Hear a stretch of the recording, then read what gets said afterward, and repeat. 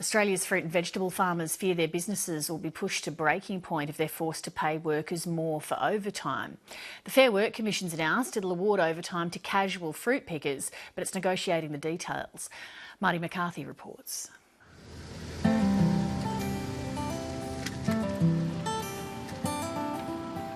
It's dusk in Victoria's Gippsland.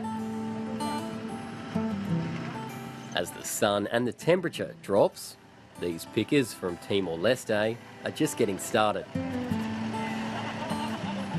They're settling in for a long night, harvesting spinach.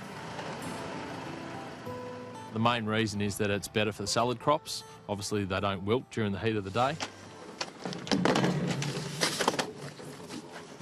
Foreign workers on this visa, like Cipriano Martins or Ney, can stay in Australia for up to 6 months.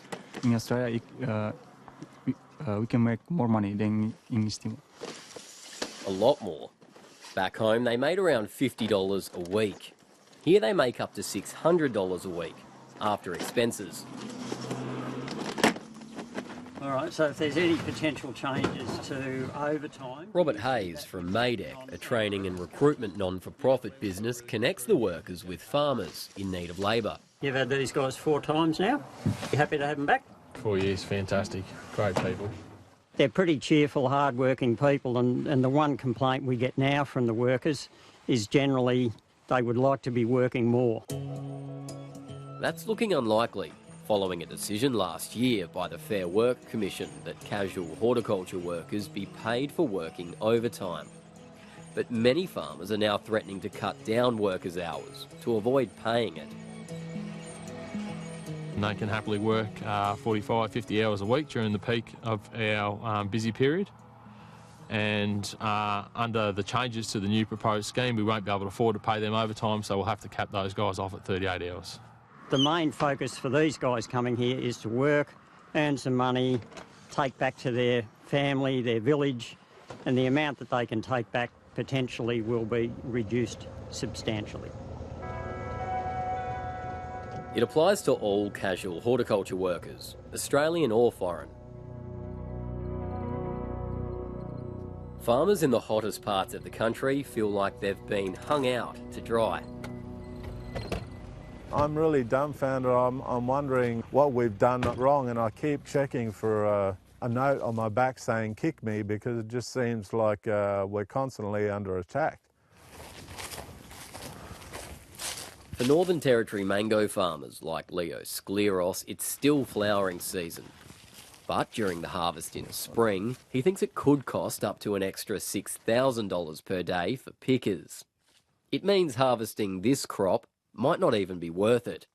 In other years, we've seen a lot of fruit left to fall on the ground, as much as 30%. This might make it as much as 40% on a lot of farms. But there's little sympathy from unions. This industry has had a competitive advantage for a long time and pays the lowest wages. It pays no penalty rates for casual workers. It pays the lowest shift loadings. We have workers in the majority employed by dodgy contractors who steal their wages and exploit them and extort them on a daily basis. Concerns about how horticulture workers are paid and treated have been growing since 2015, contributing to the recent calls for better pay conditions. This girl has not been paid anything, no pay. No pay. How can people work and have no pay? Multiple scandals, ranging from worker underpayment, squalid living conditions, even accusations of on-farm sexual abuse, have plagued the sector. Scores of foreign workers are reportedly being kept in cramped conditions. It is quite a big contradiction is there. Difficult job, less money. Ijaz Ari worked as a tomato picker in a greenhouse north of Adelaide after immigrating from Pakistan.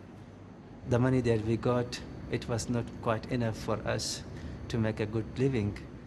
He still works in the food sector, but at the opposite end, in a cafe where the hours and pay are more reliable. I feel that I work in an environment where I have respect. If I was given overtime, then I might not have left the job, because I got more money. He says for farmers, it's a small price to pay. They are being exploited. If farmers give a little from their pocket, I don't think they can't bear that cost. The horticulture sector and unions agree on one thing. They want supermarkets to absorb the cost of wage increases, and that could mean higher grocery prices. Growers typically find it very hard to pass their costs on. They will obviously try to do so, and we'll be talking to the supermarkets in particular about this particular cost impost if it comes through. This is $1 billion industry. The supermarkets make enormous profits and their biggest contributor is fresh food. So I think the supermarkets have a role to play in this, in ensuring that workers get fair wages. While there are hundreds of thousands of fruit and vegetable workers across Australian farms, very few of them belong to a union. And that's what the unions want to change.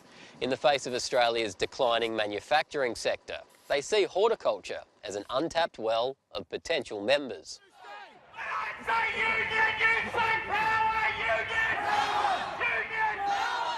Farmers say a concerted effort by unions to force up casual wages could potentially lead to further worker exploitation in their industry. It would force all that sort of illegal behaviour if it's passed. I guess, cash payments or swapping workers just open up a new can of worms. We're all about supporting growers who do the right thing, but there will be all sorts of behaviours that people will invent to try and avoid costs, both legal and illegal, I imagine. And again, that's the wrong sort of economic messages to be sending. Members made this for the Change the Rules rally. The unionisation of the horticulture sector may be a concern to growers, but for some pickers, it's long-awaited security. If they don't have any platform to raise their voice, to raise their concerns, they will not be better off any time.